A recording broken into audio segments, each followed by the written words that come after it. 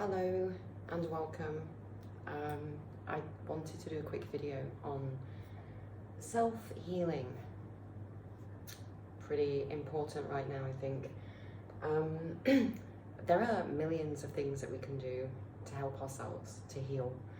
But I'm gonna just give you some of the simple ones that I've been kind of focused on, and ones which I know through my experience, work. And I was kind of having a good old stretch earlier. I find lately that when I'm sleeping, I definitely feel more tired and comfortable in bed, and I can feel my muscles relaxing when I go to sleep, and I never used to have this. It was always insomnia, the brain going, and I think I've noticed that as I've been working on the inner self and kind of learning to deal with the fear and the negative emotions and so forth, I think that's what's actually having the effect on the sleep. However, I was lying in bed the other day and I was having a good old kind of stretch, and I was reminded of a guy called Jill Headley, who there's actually a talk on YouTube which I'm going to attach to this video, and he's basically talking about this thing called the fuzz. Now, when you sleep overnight and you've got your body in a particular position, especially if you're one of those people that falls asleep and stays asleep and doesn't move, you're going to wake up and people are generally quite stiff. So you know how good it feels when you wake up and you have a good old kind of stretchy yawn, and it's not just a yawn and a stretch, it kind of is like in the whole of your body, and it feels really good, right? It feels amazing to stretch and to kind of, you know, doesn't it feel good, right? Why does it feel good? It feels good because you're actually in the process of that stretching motion. You're going into absolute utter sympathetic mode, which is the relaxed state of being, because you're actually releasing hormones and chemicals in your body which do multiple things which are good for us. In the Jill Headley talk, I think it's about 5 minutes, it's called the 5-minute fuzz talk. I kind of was thinking though with this Jill Headley thing that we should be doing this all day. It's not just something to do when you wake up, right, or when you're ready to go to bed. It's, I think, a really great way to reset the brain, and it also goes with the eye thing, which I've talked about before, which if you're not familiar with, it's something called switching, but it's basically just, you know, when you rub and press your eyes, it's that kind of thing, you know, and you see the kind of flashing lights, and it's really good to just to reset the brain. Things are not the way we have been told. I don't think sleep is as we have been told, and I think that we probably only need a few hours at a time, especially when you think about the cycle. I can't draw on here, the meridians and the circadian cycles and stuff, and you know, you've got at certain hours, you've got particular body parts are being worked on. So if you're having issues with your lungs, and lungs is being dealt with between the hours of 12 and 3, I don't know if you're meant to be asleep then or awake then. You're probably meant to be asleep, right? So it makes sense that if you have issues with body parts, let's say the stomach is between 2 and 5. I think it's actually around about between 11 or 12 and 3. I'd have to check on that. Yes, it would make sense that you would sleep whilst the body's working on that time. But anyway, on that particular body part or system. But anyway, back to Jill Headley. So, you know, really what happens is that when we sleep or when we're sitting still for a length of time, there is a build-up around the joints and the tissues and the tendons and everything else that's in our body. You know, it's not everything is just held together by the love of God, although it is. It's also, there's a huge, massive intelligence.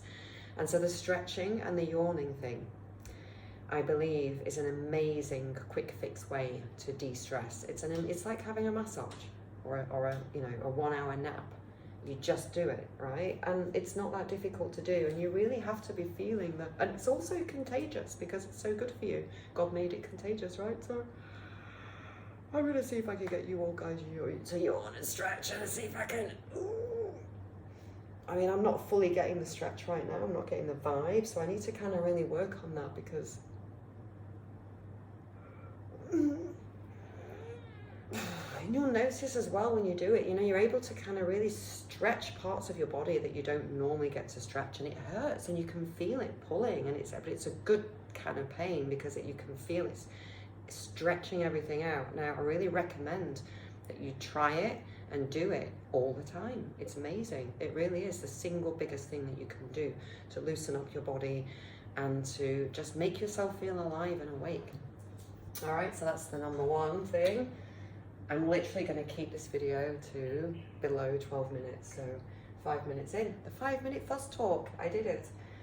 So stretching and yawning, it's a natural way to oil the vessel, this being the vessel, okay? Now, belief.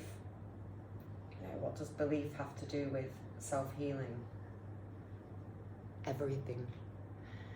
It's everything, you know, even if you don't do anything, the fact that you believe that, you know, your body is able to self-heal, which it can, as long as you kind of keep remembering to connect yourself to the holographic blueprint of the body. Now, don't worry about writing that down. I'm going to do another video shortly where I'm going to talk about the holographic blueprint and the layers of the body again.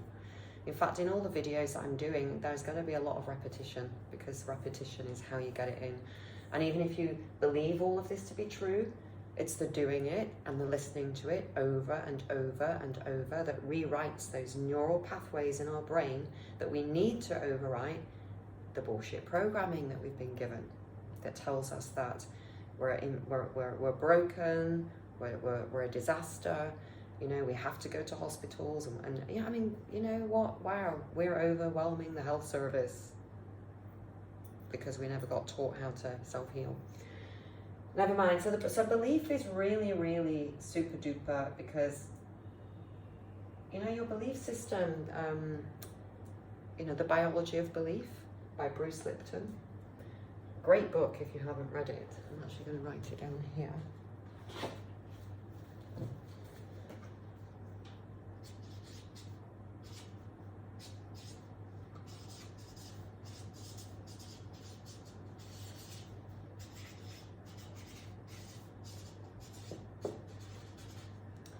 There you go. Brilliant book. Not so sure about all these people now, like Greg Braden and Bruce Lipton, and I don't know.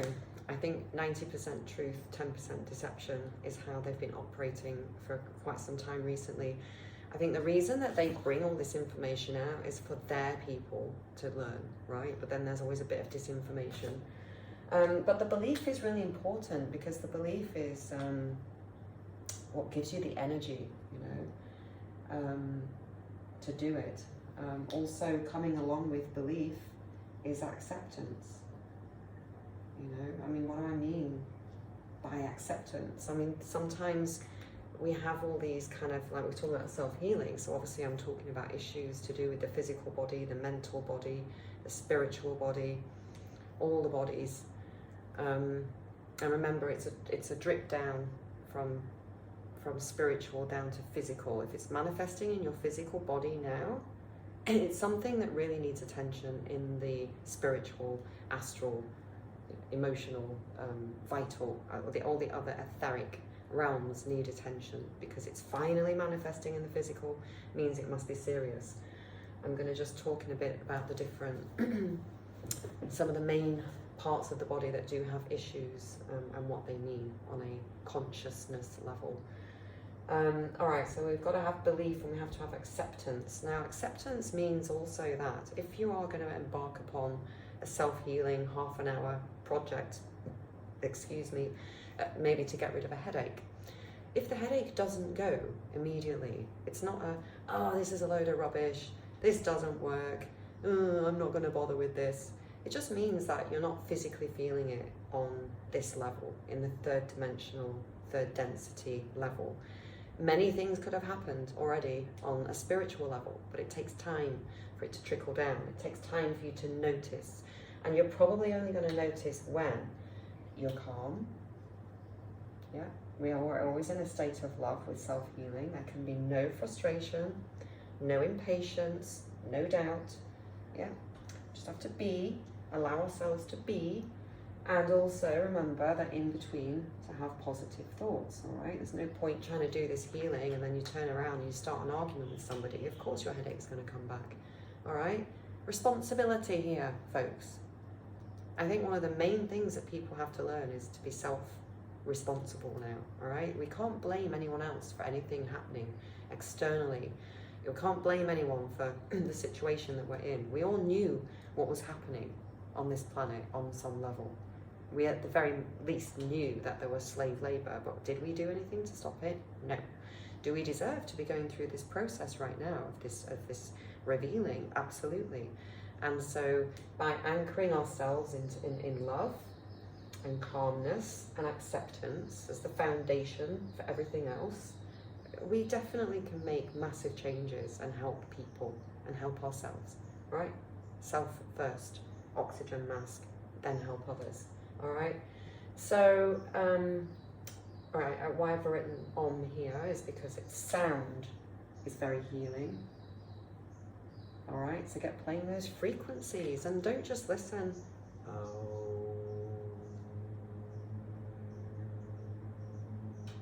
When you do these sounds, they actually reverberate through your body. It has to be done where it's kind of inside, right? So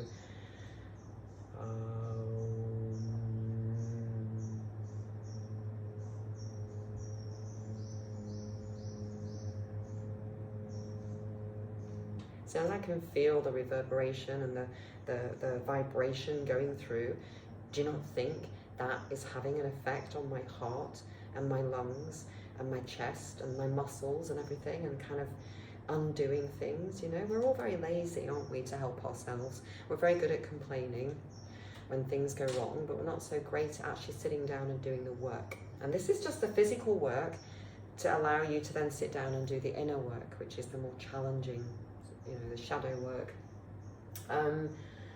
All right, so we've got the fuzz, so you can have a bit of a stretch and a yawn. We can and believe me, when these demons and these entities are coming for us, and they're coming into the interdimensional pieces or spaces of us, right, and they're attacking parts of us, the last thing that you are able to do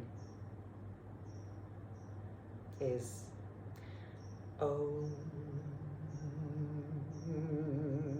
right? Because you're in a bad mood. It's like you can barely, all you want to do is scream maybe, right? Or cry. This literally, it switches everything immediately. And so then you're left with the fact that if you know this works and you know it's there in your toolbox and you choose not to use it, then you're choosing to stay stuck in the physical prison, in this third dimensional prison planet meat suit, right? As opposed to your interdimensional vessel, right? It's all about perception. Again, it's another thing that I talk about. David Icke keeps going on about the perception. It's always the perception. If I've grown up with aliens that look like the ones in the TV, the Hollywood movies with the big dripping teeth, and I know them and I have breakfast with them because I hang out with them because I know that they're part of the universe, I'm not going to be so scared if I bump into one in a back alley, right, at night. But if I'm a regular human who thinks that regular humans are the only thing that populate the universe, and I bump into one, obviously I'm going to have a complete meltdown, screaming fit, right? Which, if it's a good creature, is going to have a not great effect on the creature. So again, it's about us learning. We know that stuff's coming. We know things are not the way we've been told, right? We know that there's things coming that we don't quite understand and that are going to challenge us because of the rigid belief systems that we have, right? This is about opening the heart and allowing new belief systems, new ways of being to come in, okay? Om. Very, very powerful, popular. Okay, I think you should do it. All right, so positive thoughts, intention. Now, not in tension. We're not going to be in a state of tension, begging for these things to work. It's just that we do have an intention to send out, a gentle intention. We send it out to the universe to allow these things to help us, all right? We're going to just allow all the cells to be affected. Your intention is basically just letting the universe know what's the point of doing it. It's no, I can sit and I can think.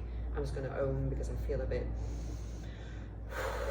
But if I don't have the intention of why I'm doing it, it might maybe not be quite so effective, because your thoughts combined with the intention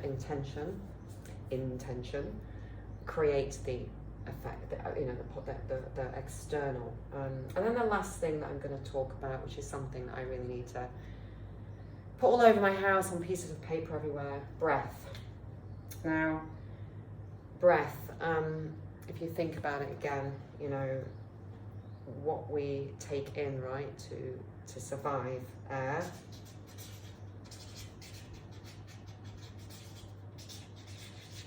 water, and food. Okay? And they go in this order, so it's almost like a pyramid, isn't it? So, oxygen, we need the most, water, we need the most, and then food, we can actually give or take. We don't really need food as much as we think we do. But we definitely need to breathe, and most people are breathing incorrectly. I think I'm going to actually ask Teresa to do a session or direct us to something to do with breath, and breatharianism is something I'm still researching.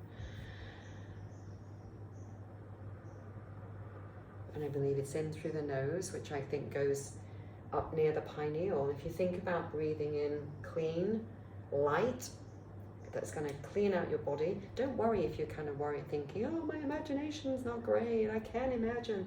Just think it. I'm breathing in light, and you will be. And then externally, we're exhaling all of the debris, right? Now remember, it doesn't have to look like physical dust, black stuff coming out. A lot of it is thought form. A lot of it's energy that you can't see and you don't interact with, right?